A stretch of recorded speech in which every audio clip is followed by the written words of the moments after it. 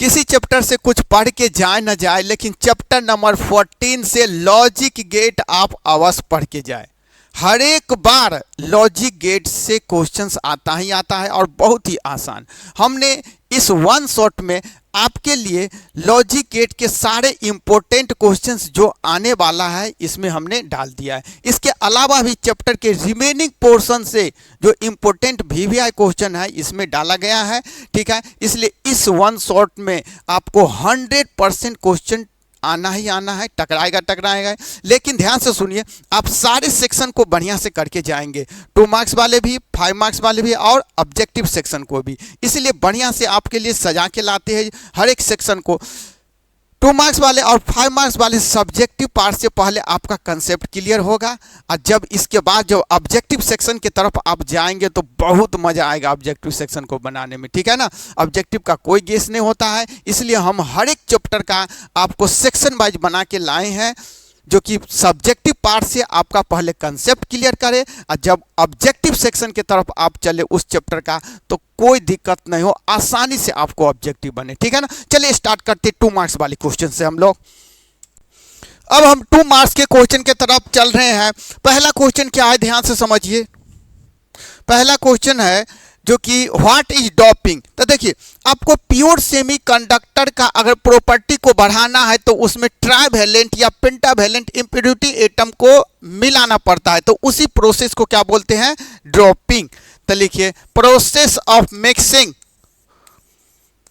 Process of mixing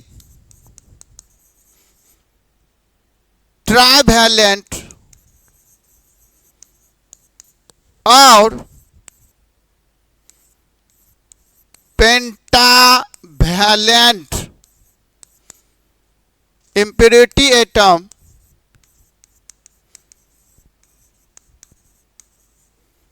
in pure semiconductor, in pure semiconductor is called doping. और doping क्यों करते हैं, इसके प्रॉपर्टी को बढ़ाने के लिए। The process of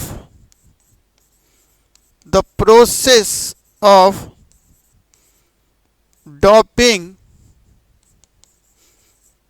is to increase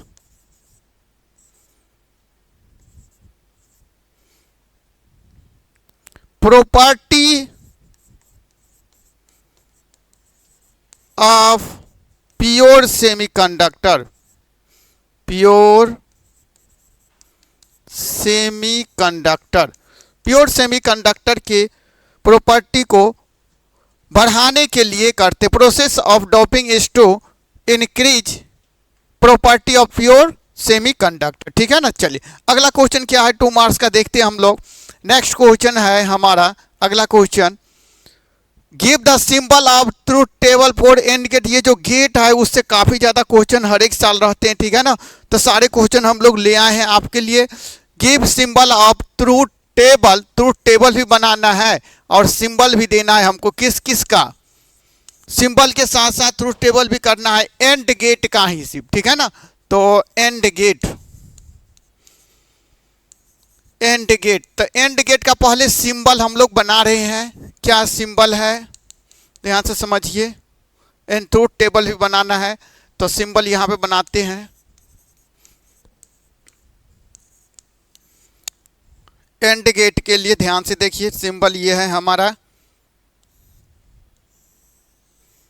and gate का सिंबल। ये इनपुट ए बी और आउटपुट यहाँ पे y equals to A dot B, ठीक है ना। और इसका आपको सिंबल तो हो गया, ट्रूथ टेबल भी चाहिए, ट्रूथ टेबल, ठीक है ना।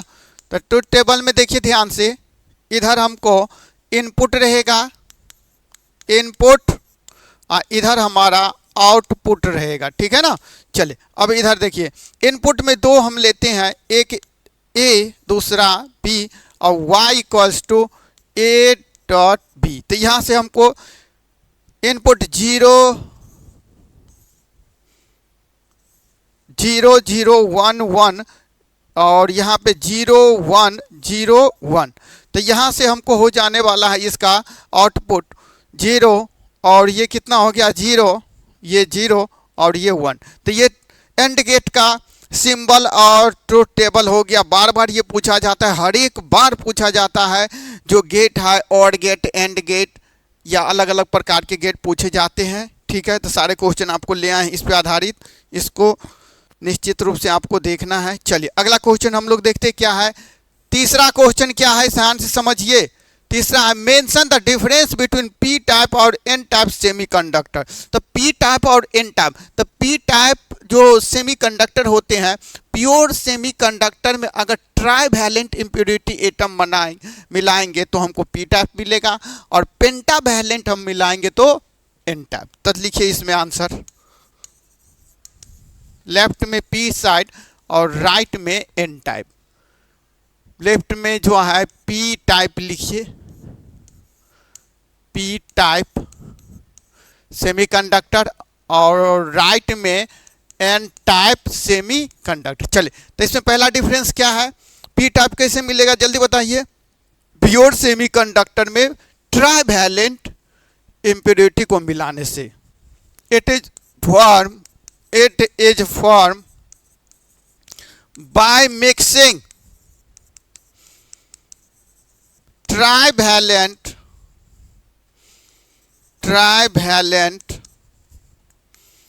Atom in pure semi conductor. इसका उल्टा it is form by mixing pentavalent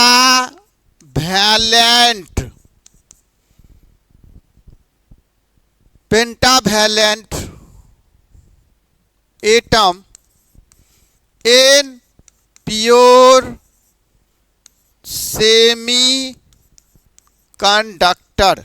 ठीक है ना। चलिए इसका सेकेंड पॉइंट 2 मार्क्स का, तो 2 पॉइंट्स लिख दीजिए। चलिए इसमें ध्यान रखिए, पी टाइप में जो मेजॉरिटी कैरियर होता है वो होल का होता है, और एन टाइप में मेजॉरिटी कैरियर जो होता है वो इलेक्ट्रॉन का। तो लिखिए मेजॉरिटी कैरियर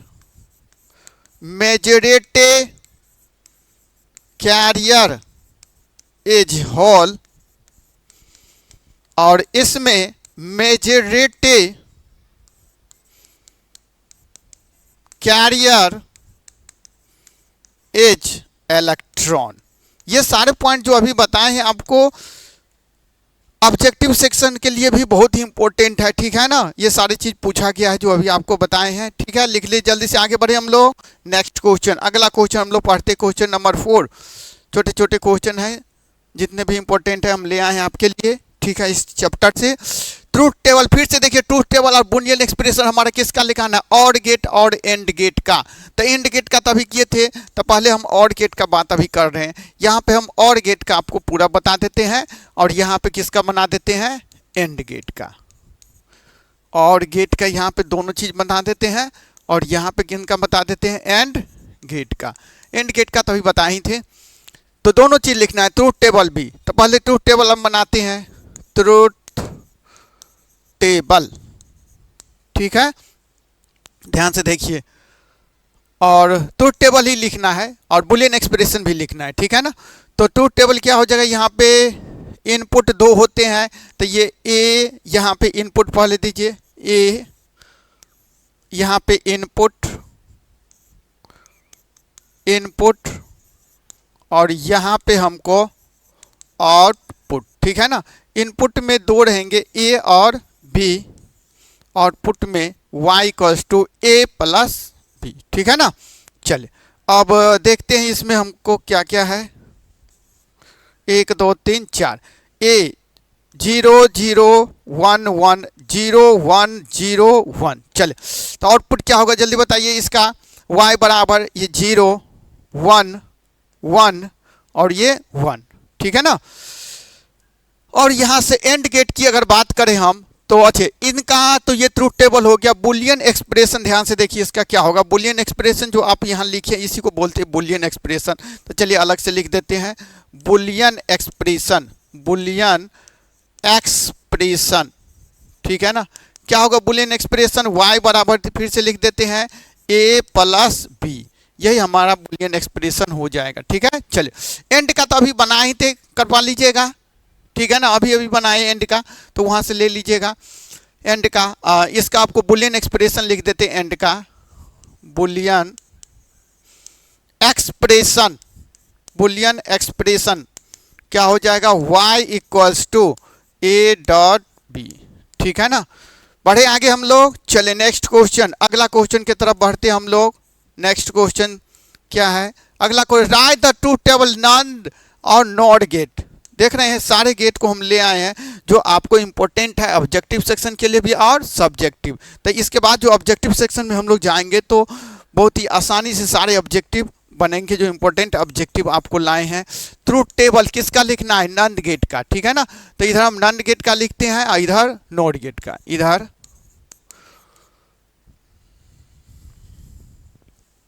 नॉट गेट और यहां पे किसका लिखते हैं बताइए तो नॉट गेट, नॉट गेट। चलिए नॉट गेट देखिए किसके मिलने से बना है, not gate plus and gate, and gate के मिलने से हमको कौन बना है, नॉट गेट। ऑब्जेक्टिव में पूछ भी दिया है जो अभी लिखे है, नॉट गेट किसके कॉम्बिनेशन मिला है तो नॉट गेट और एंड गेट। चलिए तो पहले इसका क्या लिखना है, हमको ट्रूथ टेबल लिखना है। तो ट्रूथ टेबल हम लोग बना लेते हैं, इधर ए और इधर क्या हमारा बोले तो बी, इधर ये इनपुट है हमारा और ये आउटपुट, इधर हमारा इनपुट, इनपुट और इधर क्या रहेगा आउटपुट, ठीक है। आउटपुट में y इक्वल्स टू जो है आपको सिर्फ ट्रूथ टेबल ही बनाना है, y equals to not gate का नोट गेट और एंड गेट। तो एंड गेट का जो अभी लिखे थे a डॉट बी, ऊपर में ये आर दे दीजिए, ठीक है ना। चलिए तो ये बुलियन एक्सप्रेशन भी हो गया किसका बोले तो नॉट गेट का। तो नॉट गेट का ऑब्जेक्टिव में पूछा गया, नॉट गेट का बुलियन एक्सप्रेशन क्या होगा और ये किसके कॉम्बिनेशन से बना हो, ऑब्जेक्टिव में ऑलरेडी पूछा गया है, ठीक है ना। चलिए तो इसका हम लोग ट्रूथ टेबल कंप्लीट करते हैं अभी। 0 0 1 1 0 1 0 1 ये हमेशा इनपुट सेम रहेगा, ठीक है ना, जिसमें 2 इनपुट एंड आउटपुट रहेगा। तो इसका क्या हो जाएगा, जो आया था उसका उल्टा होना है, ठीक है ना, क्योंकि नोट लगा हुआ है। तो इसमें कितना आया था 0 तो 1, इसमें कितना आया था 0 तो 1, इसमें कितना है 0 तो 1, 1 आया था तो 0 हो जाएगा, उल्टा जो एंड में आया था ना उसका उल्टा है, ठीक है। ध्यान से देख लीजिए फटाफट। चलिए अब हम लोग किसकी बात करते हैं, नॉट गेट। तो ये भी पूछा गया नॉट गेट किसके कॉम्बिनेशन से बना हुआ था, एन का मतलब देखिए नॉट प्लस और ये दोनों के कॉम्बिनेशन से बना हुआ है। तो इसका ट्रूथ टेबल की बात हम लोग कर लेते हैं, इधर इनपुट और इधर आउटपुट, ठीक है। बड़े इनपुट 2 लेना है ए और बी, आउटपुट एक ही होगा y equals to A plus B का बार, ठीक है ना। अब यहां से हमको देखिए 0 0 1 1 0 1 0 1, ठीक है। क्या होगा, जो आया था उसका उल्टा आना है, ठीक है। अब हम लोग 2 मार्क्स का क्वेश्चन नंबर 6 की तरफ चल रहे हैं। What is semiconductor. सेमीकंडक्टर क्या तो उसको समझिए। सेमीकंडक्टर वो सब्सटेंस है जिसका कंडक्टिविटी कंडक्टर और इंसुलेटर के बीच में पाया जाता है। तो लिखिए semiconductor are those substance, semiconductor are those substance whose conductivity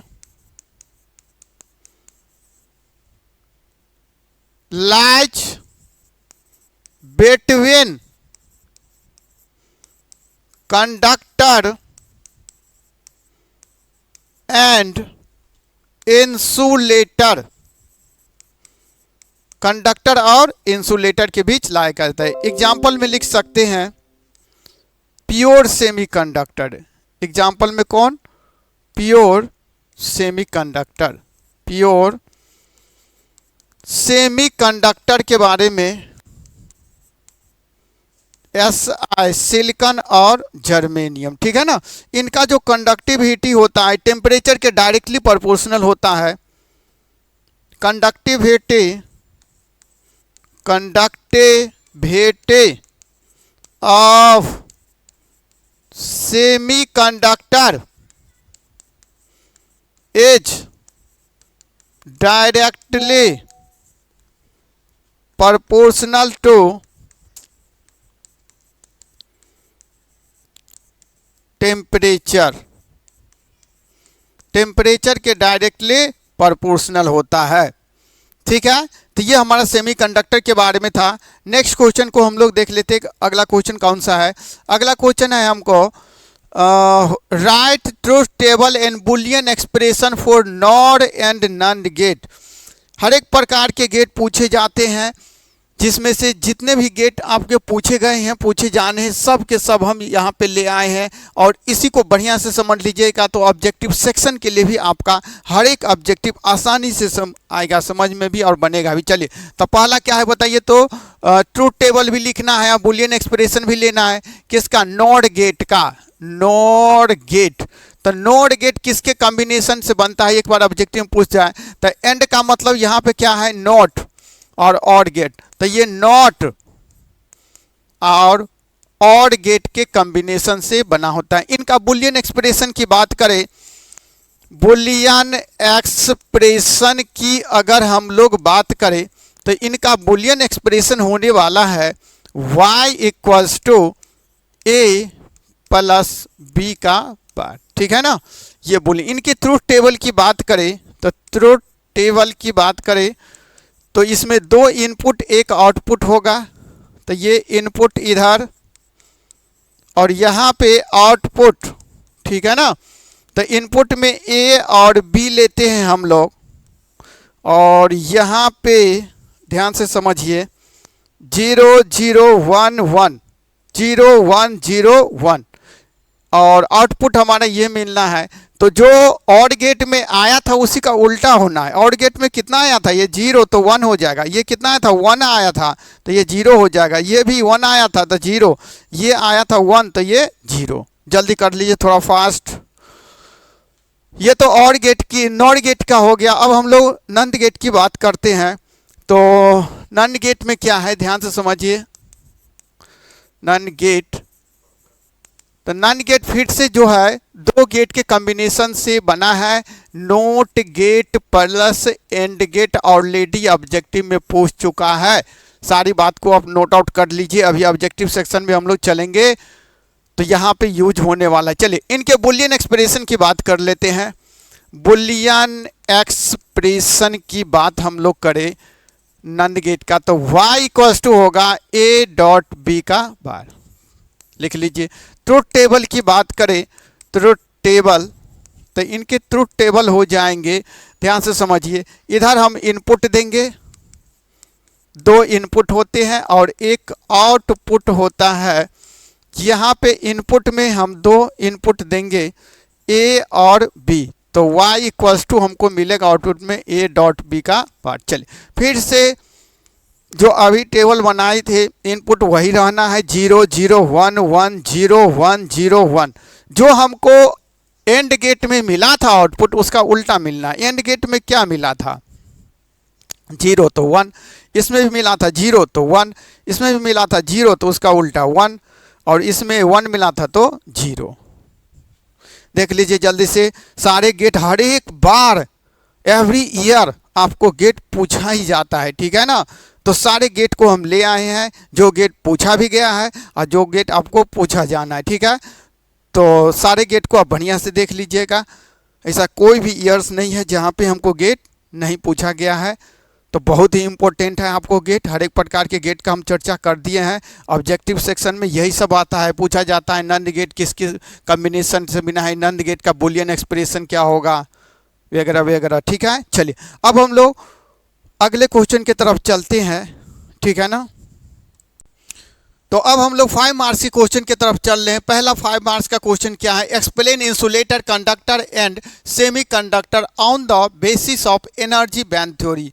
इससे पहले भी हम इंसुलेटर, कंडक्टर और सेमीकंडक्टर के बारे में पढ़े हैं, लेकिन इस बार हमें एनर्जी बैंड थ्योरी के अनुसार इसको एक्सप्लेन करना है। तो पहले हम इंसुलेटर को जो है एक्सप्लेन करते, ठीक है ना। तो इसके लिए थोड़ा सा फ्रेश पेज चाहिए हमको, फ्रेश पेज की तरफ चलते हम लोग, ठीक है। तो इसमें सबसे पहले जो है हम लेते हैं इंसुलेटर को डिफाइन कर रहे हैं। इंसुलेटर, ये इंसुलेटर क्या होता है इसको समझिए। इंसुलेटर वह सब्सटेंस है जो अपने अंदर से इलेक्ट्रिसिटी फ्लो नहीं होने देता है। तो लिखिए, insulator are those substance, insulators are those substance which does not conduct electricity, which does not conduct electricity inside itself. अब ये अपने अंदर से होके इलेक्ट्रिसिटी को क्यों नहीं गुजरने देता है, इसका हम लोग एक्सप्लेनेशन देख रहे हैं बढ़िया से, ठीक है ना। इसका क्या एक्सप्लेनेशन है एनर्जी बैंड थ्योरी के अनुसार। तो इसमें एक डायग्राम का हमको जरूरत पड़ेगा, एनर्जी बैंड डायग्राम का। तो इसको आप समझिए ध्यान से। एनर्जी बैंड डायग्राम का हमारा ये energy band diagram, energy band का ये डायग्राम है, ठीक है ना। सबसे नीचा में जो होता है वैलेंस बैंड होता है। क्या होता है? वैलेंस बैंड, ठीक है ना। ये हमारा वैलेंस बैंड है। ये वैलेंस बैंड क्या आता है, कंप्लीटली फिल्ड होता है इंसुलेटर के अंदर। ये वैलेंस बैंड कंप्लीटली फिल्ड होता है इंसुलेटर के अंदर। इसके ऊपर हमारा कंडक्शन बैंड रहता है। सबसे ऊपर में जो है कंडक्शन बैंड रहता है। सबसे ऊपर में क्या रहेगा हमारा? Conduction band. ये हमारा कंडक्शन बैंड है। ये जो देख रहे हैं हमारा क्या है? Conduction band. कंडक्शन बैंड, ठीक है। इस कंडक्शन बैंड में एक भी इलेक्ट्रॉन इंसुलेटर के केस में नहीं रहते, मतलब ये इम्पिटी रहता है कंडक्शन बैंड। एक भी इलेक्ट्रॉन इसमें नहीं रहेगा। और ये जो गैप देख रहे हैं आप, ये फोरबिडन एनर्जी गैप है। ये कौन सा गैप है बताइए? Forbidden energy gap. ये जो गैप है इसको बोलेंगे फोरबिडन एनर्जी गैप। ये फोरबिडन एनर्जी गैप है हमको, ठीक है ना। अब ध्यान से समझिए क्या होता है इंसुलेटर में, क्यों इलेक्ट्रिसिटी नहीं बहता है, उसका कहानी समझिए। एनर्जी बैंड थ्योरी के अनुसार किसी भी सब्सटेंस में करंट, इलेक्ट्रिसिटी तभी बहेगा जब उसके कंडक्शन बैंड में इलेक्ट्रॉन अवेलेबल रहेगा। तो इंसुलेटर में क्या होता है, वैलेंस बैंड तो पूरा फुल रहता है, लेकिन कंडक्शन बैंड में एक भी इलेक्ट्रॉन नहीं होते हैं, जिसके कारण एक भी इलेक्ट्रॉन नहीं होने के कारण ये इलेक्ट्रिसिटी को कंडक्ट नहीं करते। तो लिखिए, in case of insulator, in case of insulator, valence band is completely filled, but conduction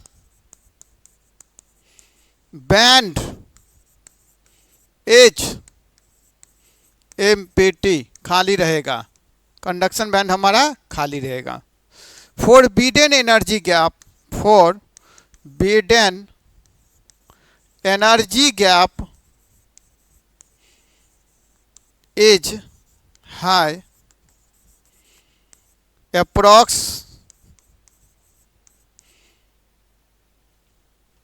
और ग्रेटर देन कर सकते हैं इसको, greater than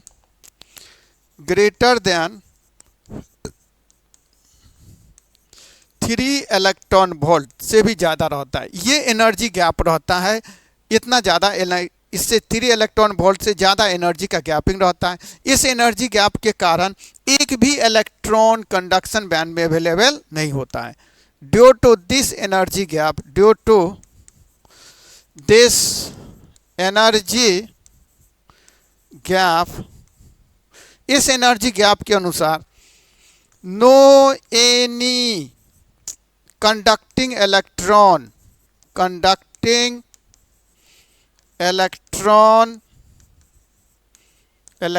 are present in conduction band, so they cannot conduct electricity, so they cannot conduct electricity, इसलिए electricity को conduct नहीं होने देता है अपने अंदर से होके। ठीक है ना, चलिए लिखिए जल्दी से। ये तो हमारा इंसुलेटर का कहानी हो गया।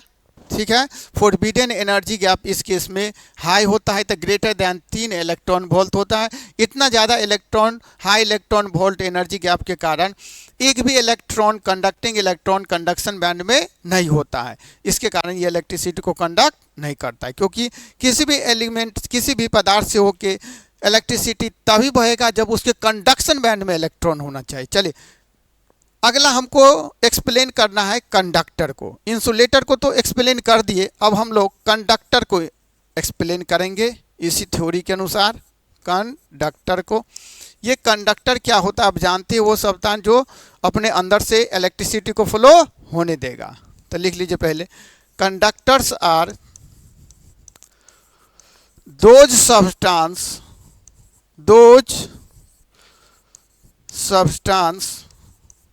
which conduct electricity inside itself। अच्छा, इसमें करंट क्यों बहेगा इसका भी कारण समझ लीजिए। इसमें कंडक्शन बैंड और वैलेंस बैंड ओवरलैप करते रहते हैं, तो जिसके कारण हमको कंडक्टिंग इलेक्ट्रॉन कंडक्शन बैंड में अवेलेबल हो जाता है और करंट हमको इससे फ्लो होगा। ठीक है, तो सेम डायग्राम यहाँ पे बनाएंगे। सबसे नीचे क्या था हमारा, वैलेंस बैंड। सबसे नीचे क्या था बताइए तो, वैलेंस बैंड। ये हमारा वैलेंस बैंड है, वैलेंस बैंड है। ठीक है, और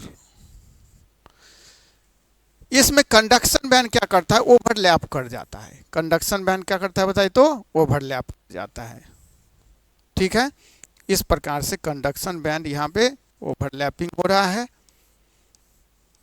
ठीक है, ये हमारा वैलेंस बैंड है।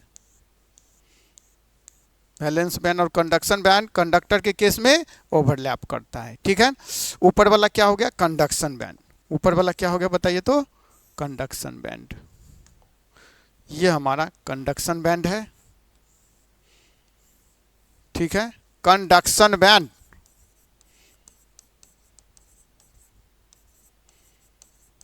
ठीक है ना, एनर्जी बैंड का थ्योरी है।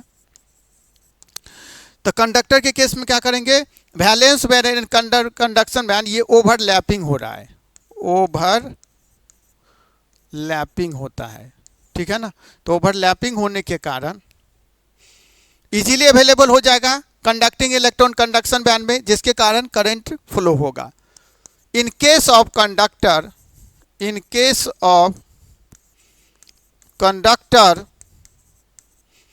Valence band and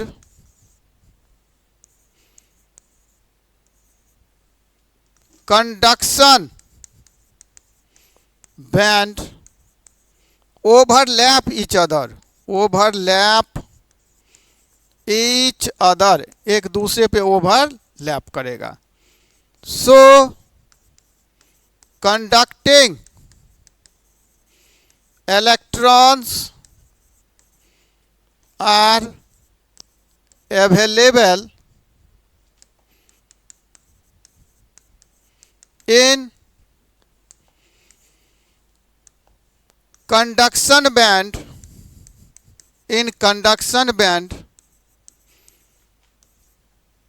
and current is flowing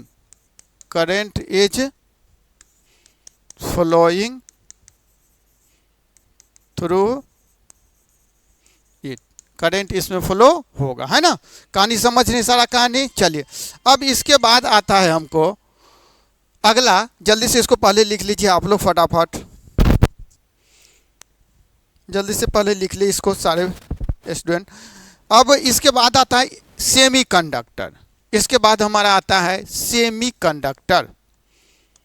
semiconductor को एक्सप्लेन करना है। सेमीकंडक्टर, तो ये सेमीकंडक्टर क्या होता है इसको समझिए।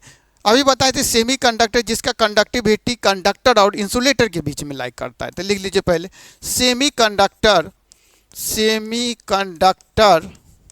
Are those substance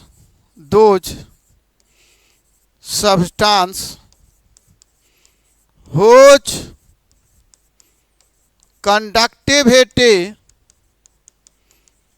lies between conductor and insulator, conductor and insulator. चलिए अब इसको समझते हैं। इसमें करंट किस लेवल तक फ्लो होगा उसको एनर्जी बैंड थ्योरी के अनुसार, सबसे नीचा में क्या होगा, वैलेंस बैंड, ठीक है। यह हमारा वैलेंस बैंड हो गया इस प्रकार से,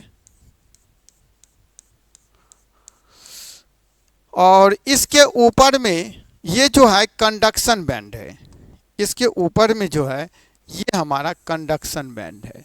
इस प्रकार से कंडक्शन बैंड है। और ये जो देख रहे हैं एनर्जी का गैप, ये फोरबिडन एनर्जी गैप है, फोरबिडन एनर्जी गैप, ठीक है। और ये क्या है हमारा कंडक्शन बैंड, ठीक है। तो इस केस में क्या होता है, सेमीकंडक्टर के केस में ये फोरबिडन एनर्जी गैप जो है 1 इलेक्ट्रॉन वोल्ट के आसपास रहता है। तो वैलेंस बैंड का कुछ इलेक्ट्रॉन को अगर एक्सटर्नल सोर्स के द्वारा एनर्जी देंगे तो वैलेंस बैंड का इलेक्ट्रॉन जंप करके किस में चला जाएगा, कंडक्शन बैंड में, जिसके कारण सेमीकंडक्टर में small amount of current flow होता है। तो लिखेंगे forbidden energy gap, forbidden energy gap is 1.1 या 1 इलेक्ट्रॉन वोल्ट हम मानते हैं, ठीक है ना, 1 electron volt. Due to this energy gap, due to this energy gap, due to this energy gap, if energy given to valence electron,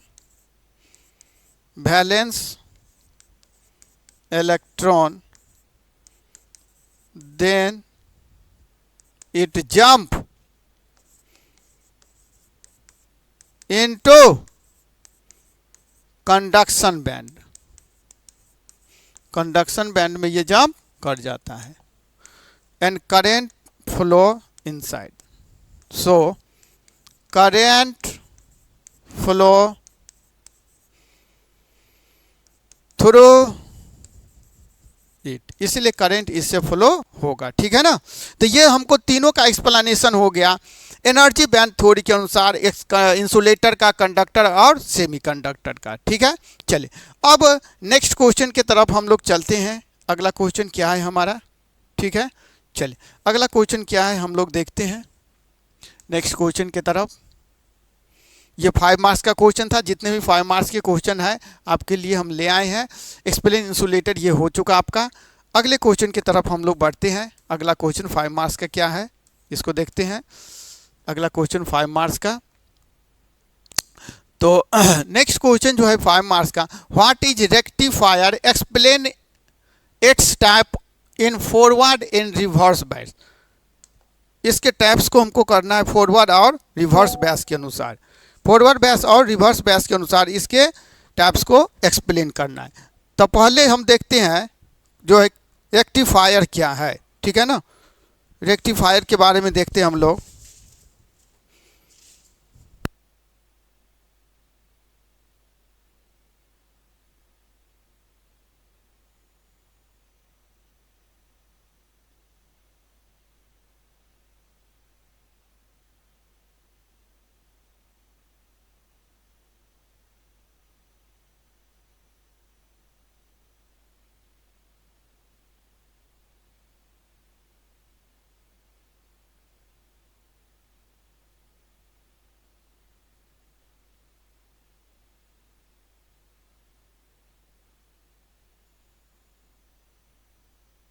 तो अब हम लोग देखने जा रहे हैं जो रेक्टिफायर क्या होता है उसी के बारे में। चलिए तो पढ़ते हैं हम लोग रेक्टिफायर। रेक्टिफायर क्या होता है। ठीक है ना। ये ऑब्जेक्टिव सेक्शन में भी आपको आएगा भी रेक्टिफायर पे। तो रेक्टिफायर क्या होता है ध्यान से समझिए।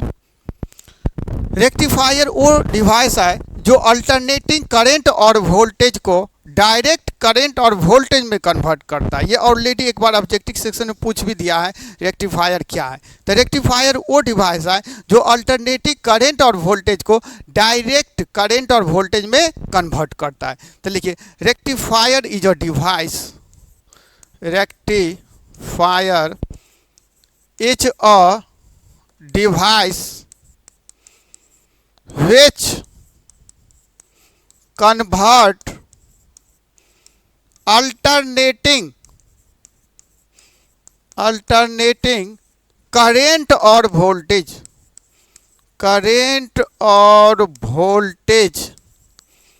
into direct current और वोल्टेज, डायरेक्ट करंट और वोल्टेज में कन्वर्ट करते। इसके 2 टाइप्स है। इसके टाइप्स के बारे में बात करें तो टाइप्स इसके 2 है। ठीक है ना। फर्स्ट बोलते हैं इसको half wave rectifier, half wave rectifier. और सेकंड की बात करें तो full wave rectifier, half wave rectifier और फुल वेव रेक्टिफायर। चले अब ये दोनों को एक्सप्लेन करना है। इसके लिए तो एक फ्रेश पेज हम लेते हैं इस पे, क्योंकि फ्रेश पेज का हमको जरूरत पड़ेगा। चले तो पहले हाफ वेव रेक्टिफायर का बात करते हैं। किसका बात करते बोले तो हाफ वेव रेक्टिफायर।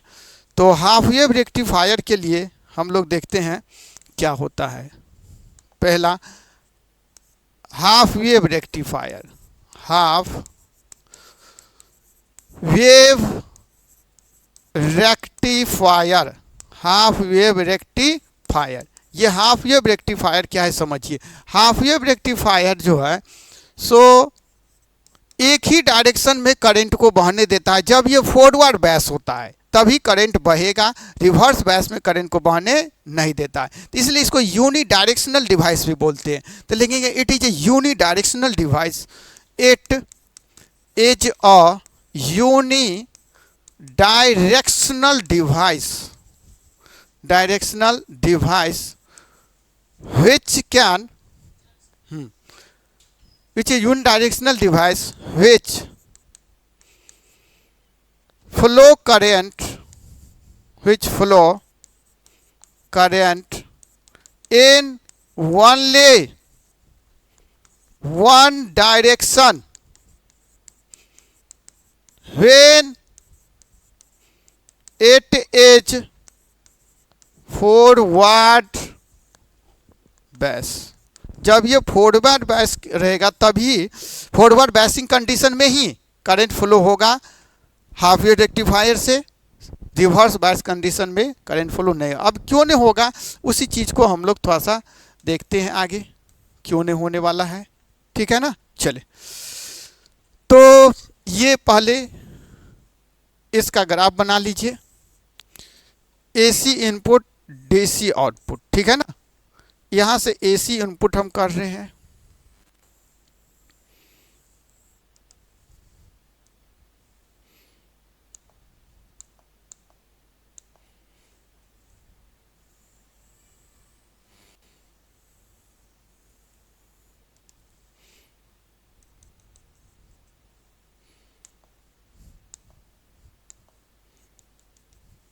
ये एसी इनपुट्स, और नीचे में जो हमको मिल रहा है वो क्या मिल रहा है, डीसी आउटपुट। यहाँ से एसी इनपुट होता है, एसी इनपुट का ये ग्राफ है, और यहाँ पे जो पॉजिटिव हाफ साइकिल में ही हमको करंट मिलेगा, निगेटिव हाफ साइकिल में करंट नहीं मिलेगा, ठीक है। तो ये जो देख रहे पॉजिटिव वाला, वहीं पे हमको आउटपुट करंट मिलना है पॉजिटिव हाफ साइकिल के लिए। निगेटिव हाफ साइकिल में करंट देख रहे नहीं मिल रहा है, ये आउटपुट है, डीसी आउटपुट का ग्राफ, डीसी आउटपुट, ठीक है ना। ये एसी इनपुट का है और डीसी आउटपुट का। तो पॉजिटिव हाफ साइकिल में फॉरवर्ड बायस रहता है, वहीं पे हमको आउटपुट मिल रहा है। निगेटिव हाफ साइकिल में देखिए नहीं मिल रहा है, खाली है ना। तो थोड़ा जल्दी करिए, फास्ट, फटाफट। अब हम आगे इसी के लिए बात करते हैं, क्यों नहीं करंट बहता है रिवर्स बायस कंडीशन में। तो ये डायग्राम आप बना लीजिएगा, रिवर्स बायस कंडीशन में काम क्यों नहीं करता है, इसके लिए डायग्राम बनाना है। यहाँ पे हमारा एसी इनपुट है, एसी इनपुट, और यहाँ पे हमको डीसी आउटपुट मिलना है, डीसी आउटपुट मिलना है, ठीक है।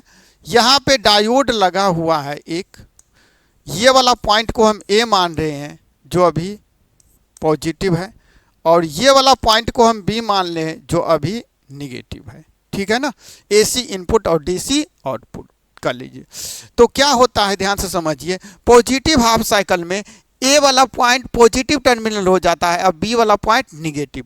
तो अगर ये पी टाइप डायोड का, ये पी टाइप पॉजिटिव टर्मिनल से कनेक्ट हो और ये निगेटिव एन टाइप निगेटिव, तो ये फॉरवर्ड बायस होगा, तो करंट बहेगा। तो लिखिए, in positive half cycle, in positive half cycle point A becomes positive terminal and point B becomes negative terminal. So diode is forward bias and current is flowing.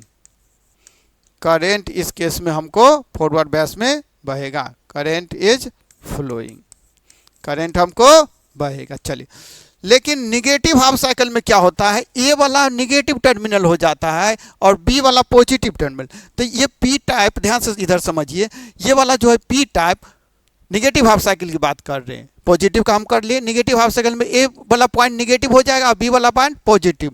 तो जैसे P type negative से connect हो और ये N type positive से, तो reverse bias में current नहीं बहेगा, ठीक है ना।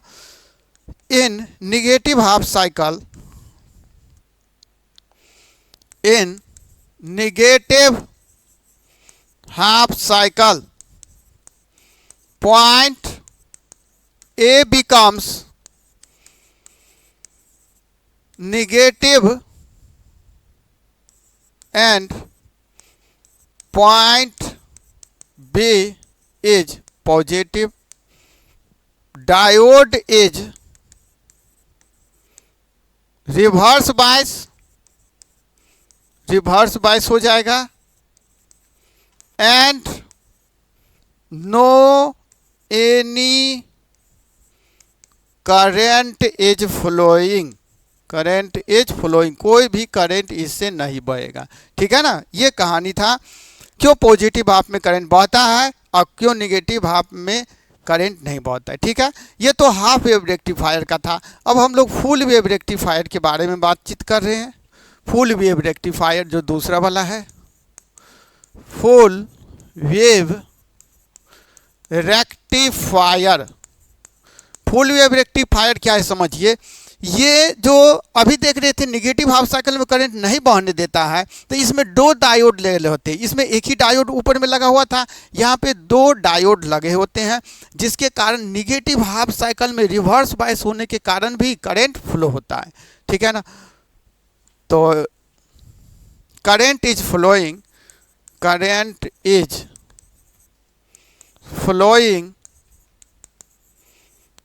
इन both positive half cycle and negative half cycle. Positive half cycle में भी करंट बहेगा और निगेटिव हाफ साइकिल में भी करंट बहेगा। ठीक है ना, इसके लिए जो अभी हम ग्राफ देखे थे वही ग्राफ हम देख लेते हैं। यहाँ पे AC इनपुट कर रहे हैं, यहाँ पे DC आउटपुट हमको मिलेगा। AC इनपुट और DC आउटपुट। चलिए इसमें देखिए ध्यान से सारे बच्चे,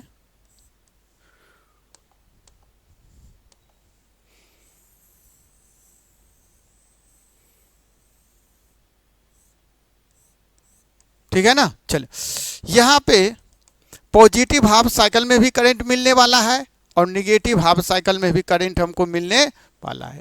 ठीक है, पॉजिटिव हाफ साइकिल में भी और निगेटिव हाफ साइकिल में। ध्यान से समझिए, ये पॉजिटिव, ये negative half, positive half cycle, negative half cycle, positive half cycle, negative half cycle, positive. चलिए आगे, तो यहाँ भी पॉजिटिव में भी करंट मिलना है, निगेटिव में भी मिलना है, पॉजिटिव में भी मिलना है, निगेटिव में भी निकलना है। मतलब दोनों साइकिल में हमको करंट मिल रहा है, आउटपुट DC करंट। ठीक है, बढ़े आगे हम लोग, पॉजिटिव साइकिल में भी करंट मिलेगा और निगेटिव साइकिल में भी। ठीक है, दोनों फॉरवर्ड बायस और रिवर्स बायस दोनों बायस में ये काम करेंगे फुल वेव रेक्टिफायर। अब इनका क्यों काम करते इसको हम लोग देखते हैं। फिर से वही डायग्राम बना के, सेम डायग्राम बना के,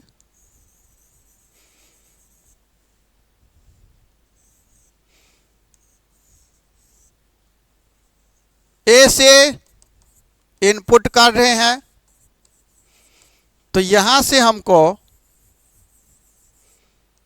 DC आउटपुट मिलने वाला है। ठीक है, यहां पे दो डायोड होंगे, एक डायोड D1 और दूसरा डायोड D2। ठीक है ना, ये वाला पॉइंट फिर से A और ये वाला पॉइंट फिर से B। ये अभी फिलहाल पॉजिटिव मान लेते हैं और इसको निगेटिव। ठीक है, और यहाँ से एक और सर्किट कनेक्ट होगा ये। ठीक है ना, चलिए यहाँ से हमको करंट I आता है, तो यहाँ से आने के बाद ये दो भाग में बढ़ जाता है, ये I1 और इधर I2। ठीक है ना, चलिए तो इसमें क्या होता है लिख लीजिए, पॉजिटिव हाफ साइकिल में A वाला पॉइंट पॉजिटिव और B वाला पॉइंट निगेटिव। तो B वाला पॉइंट जैसे ही निगेटिव तो ये रिवर्स बायस हो जाएगा, ये फॉरवर्ड बायस। तो पॉजिटिव हाफ साइकिल में D1 डायोड से करंट बहेगा सर्किट से होके।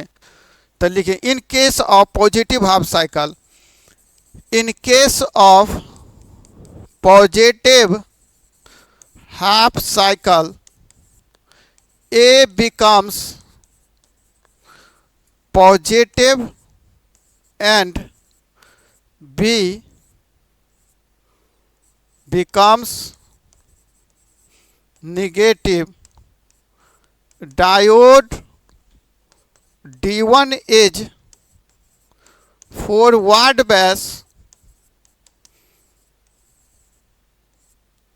diode D1 is forward bias and D2 is reverse bias. D2 कौन सा बैस हो जाएगा बोलिए तो रिवर्स बैस, रिवर्स बैस।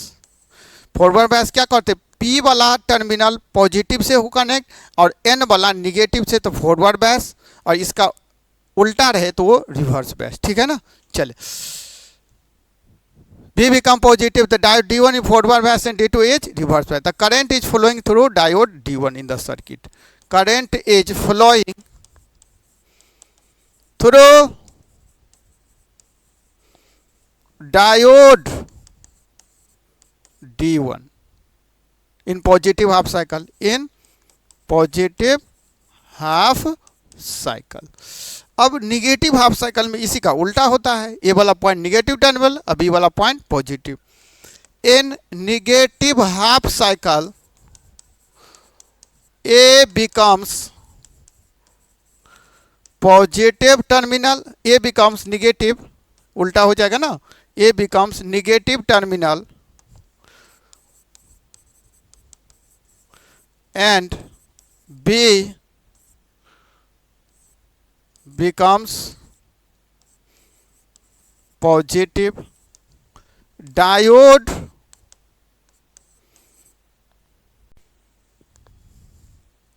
ठीक है।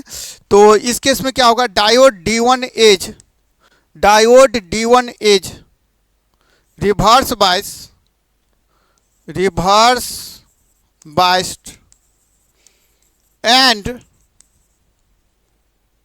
D2 is forward bias, forward bias. So current is flowing, current is flowing through diode D2 in reverse bias cycle. In forward bias में बढ़ रहा था, flowing in diode in positive half cycle, in negative half cycle, in negative half cycle in the circuit। ठीक है ना। तो इसमें current हमको दोनों साइकिल में फ्लो होता है, पॉजिटिव में भी और निगेटिव, रिवर्स बायस रहे तो पर भी और फॉरवर्ड बायस रहे तो पर भी, क्योंकि दो दो डायोड लगे हुए हैं। चले चले, तो ये 5 मार्क्स का हमारा 2 इंपॉर्टेंट क्वेश्चन आपके लिए लाए थे इस चैप्टर से, इसको कर लीजिएगा आप लोग। चले, अगला हम देखने जाते हैं ऑब्जेक्टिव सेक्शन के तरफ। तो ऑब्जेक्टिव सेक्शन के तरफ अब हम लोग बढ़ रहे हैं। ये ऑब्जेक्टिव सेक्शन क्या है, ध्यान से समझिए। ठीक है ना। ऑब्जेक्टिव सेक्शन के तरफ अब हम लोग चल रहे हैं। ये ऑब्जेक्टिव सेक्शन के तरफ पहला ऑब्जेक्टिव क्या है उसको देखते हैं हम लोग। चलिए, ऑब्जेक्टिव सेक्शन सारे ऑब्जेक्टिव चुन चुन के लिए लाए हैं आपके लिए, सारे इंपॉर्टेंट है, आपको करना है। PN junction diode is used as a, PN junction diode किसके रूप में यूज होता है, तो अभी देखे थे डायोड किसके रूप में लिख रहा है, रेक्टिफायर के रूप में, है ना। चलिए, छोटे छोटे थ्योरेटिकल क्वेश्चन इसमें आते हैं। कंसेप्ट आपका क्लियर हो गया है सब्जेक्टिव पार्ट में, इसमें आपको अब मजा आएगा बनाने में, आसानी से बनेगा। देखिए, which one of the following logic gate universal, बार बार ये पूछा जा रहा है, यूनिवर्सल लॉजिक गेट किसको बोलते हैं, नंद गेट के और नोड गेट को, दोनों को ही बोलते हैं, ध्यान कर लीजिए। चलिए नेक्स्ट क्वेश्चन, अगला क्वेश्चन नंबर 3 क्या पढ़िए तो, the impurity element for P type में इम्प्योरिटी एलिमेंट क्या होता है, जो डोपिंग करके हम बनाते हैं प्योर सेमीकंडक्टर में, इम्प्योरिटी मिक्स करके, वो पी टाइप में किसको करते हैं, तो पी टाइप में हम ट्राइवैलेंट इम्प्योरिटी को तो किसको करते हैं, बोरोन को। ठीक है ना। चले नेक्स्ट अगला क्वेश्चन, ये सब याद कर लीजिए, सारे क्वेश्चन इंपॉर्टेंट है, एकदम छान छान के लाए हैं हम चैप्टर से। ठीक है। यूनिट ऑफ एम्प्लीफिकेशन फैक्टर, किसी भी फैक्टर रहे तो सेम फिजिकल क्वांटिटी का रेशियो होता है, तो कोई यूनिट नहीं होगा। चले अगला क्वेश्चन, क्वेश्चन नंबर जो है 105, the symbol of and gate, जितने भी गेट है ना आपको अभी सब सब्जेक्टिव वाला पार्ट में पढ़ा है, बहुत इंपॉर्टेंट है, हर एक बार आता है आपको या तो 2 मार्क्स में या ऑब्जेक्टिव में। और सारे जो इम्पोर्टेंट गेट है हम आपको इस वन शॉट में डाल दिए हैं, ठीक है। Symbol of not gate is कौन सा हो जाएगा बोले तो बी, ठीक है। चलिए आगे पढ़िए, अभी बनाए थे हम लोग सिंबल। चलिए, the width of forbidden band in case of semi conductor is about, अभी तो पढ़े सेमी कंडक्टर कितना होता है 1 इलेक्ट्रॉन वोल्ट। जल्दी से करिए फास्ट।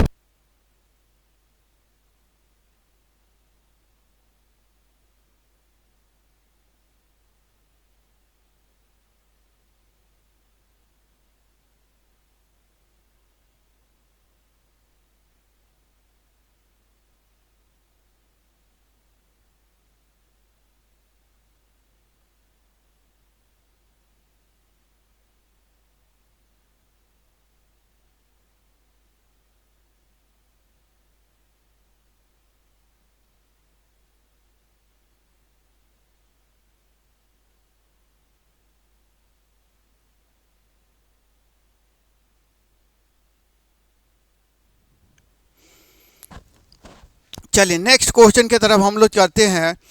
क्वेश्चन नंबर 6 जो है सो हो गया हमारा। क्वेश्चन नंबर 7 की तरफ बढ़ते हैं। 7 नंबर क्वेश्चन क्या बोले तो width of forbidden band is maximum, अभी बताए थे सबसे ज़्यादा मैक्सिमम किसके लिए होता है, इंसुलेटर के लिए। तो किसके लिए, इंसुलेटर के लिए, ग्रेटर दैन 3 इलेक्ट्रॉन वोल्ट, ये भी ध्यान कर लीजिए। इसे भी सेमीकंडक्टर के लिए पूछा था, इंसुलेटर के लिए पूछ लेगा। The gap between conduction band and कौन सा बोलिए तो conduction band and valence band energy को उसको क्या बोलते हैं, बैंड गैप। क्या बोलते हैं, बैंड गैप। दोनों के बीच का जो गैप होता है उसको क्या बोलते हैं, बैंड गैप, ठीक है ना। चलिए नेक्स्ट क्वेश्चन, अगला क्वेश्चन क्या है बताइए तो। For insulator the gap between valence band and conduction band energy is, मतलब ये पूछा जा रहा है आपको, ध्यान से पढ़िए क्वेश्चन को। इंसुलेटर के लिए the gap between valence band and, insulator के लिए ज़्यादा होता है, वाइड होता है, ठीक है ना, काफ़ी ज़्यादा होता है इंसुलेटर के लिए। अभी ना पढ़े हैं 5 मार्क्स वाले सेक्शन में, इंसुलेटर के लिए काफ़ी ज़्यादा 3 इलेक्ट्रॉन वोल्ट के आसपास, ठीक है। चलिए अगला क्वेश्चन क्या है पढ़िए तो। N type semiconductor the majority charge carrier क्या होता है, मेजॉरिटी एन टाइप सेमीकंडक्टर के लिए मेजॉरिटी चार्ज कैरियर्स हमको क्या होता है। तो एन टाइप के ध्यान से देखिए, क्वेश्चन बार बार आता है पी टाइप में और एन टाइप में। तो पी टाइप में हमको होल का मेजॉरिटी होगा और एन टाइप में इलेक्ट्रॉन का। ये बार बार क्वेश्चन पूछा जाता है, जल्दी से नोट आउट कर लीजिए। एक जगह हम दोनों ही क्वेश्चन है एक, लेकिन हम 2-3 आपको डिस्कस कर रहे हैं, इसके आसपास वाले कंसेप्ट भी आपको हम डिस्कस कर दे रहे हैं। तो एन टाइप में कौन मेजॉरिटी होगा, इलेक्ट्रॉन का। बढ़े आगे, चलिए नेक्स्ट क्वेश्चन, अगला क्वेश्चन की चर्चा करें। Question number 11 the majority current carrier in P type hole का होता है, मिस्टेक से हेल दिया है, क्या होगा, होल का। चलिए नेक्स्ट क्वेश्चन, अगला क्वेश्चन की बात करें हम लोग। Question number 12 the impurity to get P type germanium और silicon, impurity atom P type में किसको लगाते हैं, इम्प्योरिटी एटम पी टाइप में किसको हम लोग लगाते हैं। इम्प्योरिटी एटम पी टाइप के लिए अभी बताए थे, पी टाइप में ट्राईवैलेंट एटम को लगाएंगे। तो कौन सा ऑप्शन होगा देखिए जल्दी से ध्यान से।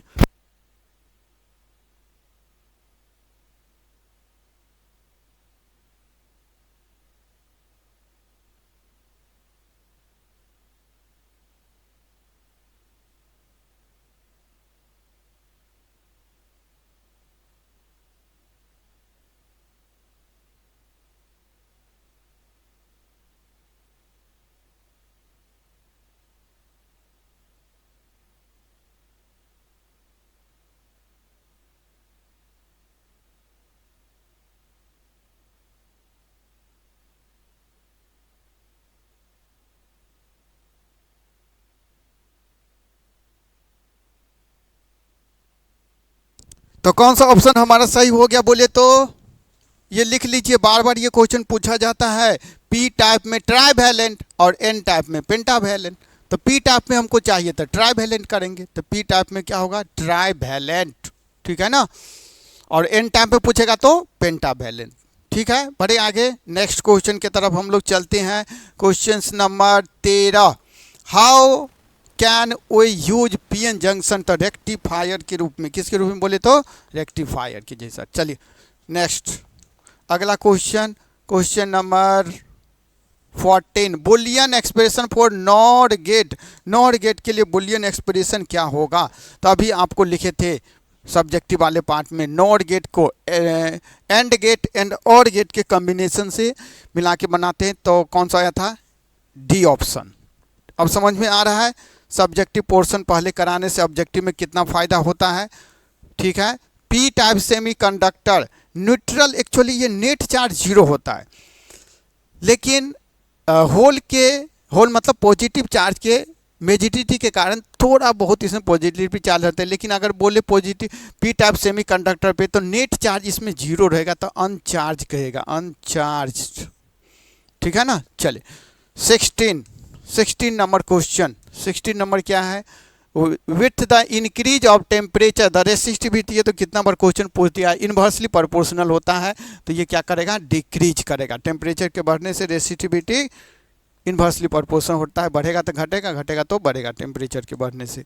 चले diode is use as rectifier, बार बार ये क्वेश्चन पूछ रहा है, ध्यान करिएगा, ठीक है ना। चलिए सारे क्वेश्चंस आए हुए हैं और इंपॉर्टेंट क्वेश्चन आए। बुलियन एक्सप्रेशन नंद, अभी तो पढ़ाएं आपको सब्जेक्टिव वाले पार्ट में, बोले थे ऑब्जेक्टिव में इसका यूज होगा, तो कौन सा होगा जल्दी बताइए। तो एन का मतलब नोट, और ये भी पूछा है नॉट गेट किसके कॉम्बिनेशन, तो नॉट और एंड के कॉम्बिनेशन। चलिए अगला क्वेश्चन की तरफ चलते हैं। Question number 2, get N type germanium the impurity mix should be. Impurity germanium N type के लिए, एन टाइप के लिए कौन सा टाइप में करते हैं, पेंटावैलेंट। तो कौन सा होगा, ये अभी लिखे थे आपको ना,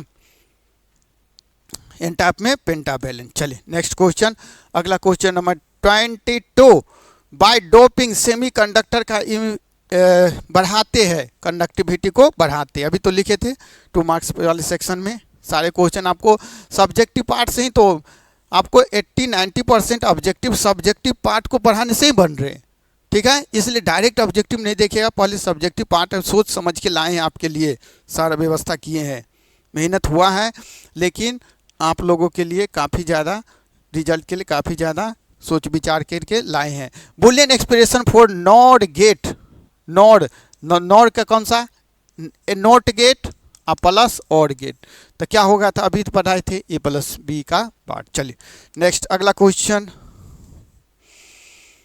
डेसिमल नंबर 25 का बाइनरी में करता है, तो देखिए इसका कैसे करते हैं। 25 इधर आप रिमाइंडर ले लीजिएगा, रिमाइंडर, ठीक है ना। तो रिमाइंडर लीजिएगा तो क्या होगा, इधर 25 को 2 से डिवाइड करिएगा, तो ये कितना हो गया है 12। यहाँ पे रिमाइंडर कितना बचेगा, लिखते जाइए 1, फिर 12 को नीचे लाइए, 2 से डिवाइड करिए बार बार, तो कितना रिमाइंडर, ये पूरा कट जाएगा तो 6, तो रिमाइंडर हमको 0। फिर 6 को इधर ले आइए, 6 को 2 से डिवाइड करिए, तो कितना हो गया बताइए, तो 3, कटने के बाद 3 होगा ना, 3।